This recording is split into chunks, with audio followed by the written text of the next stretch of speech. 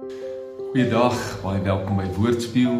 Ons oordenking uit die Ou Testament kom vandag uit Levitikus hoofstuk 7, soos wat ons besig is om deur Levitikus te werk, en ek lees vir jou hoofstuk 7 vers 12 met die tema gewy aan die Here.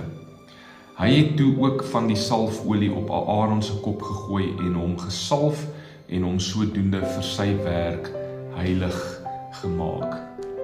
Hierdie hele hoofstuk gaan oor die wy van die priesters aan die Here.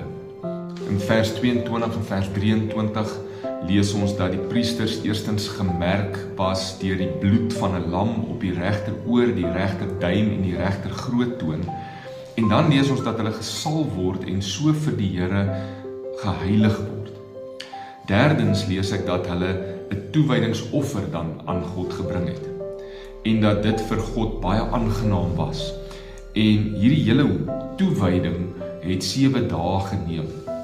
Nou, besef ek dat ek ook aan God toegewy is.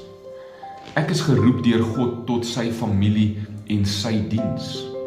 Toe ek ja sê vir hierdie roeping en Jesus as my redder aanneem, is ek gemerk deur sy bloed, die bloed van die lam, van kop tot tone.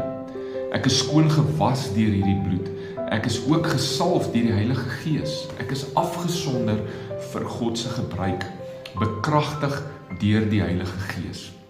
Nou kan ek voortgaan om daagliks toegewyd aan God te leef en eintlik as te ware my lewe as 'n offer aan God te gee, soos wat ons in Romeine 12 lees. Ek wy myself aan hom, want ek is vir hom geheilig. Ek is geroep om vir hom te leef. Daarom offer ek my lewe nou aan hom op as 'n heilige en welgevallige offer. Kom ons bid saam. Vader, dankie dat U my aan U gewy het. Ek leef in U, deur U en vir U. Amen. Mag jy 'n wonderlike dag hê. Tot volgende keer. Die Here seën jou.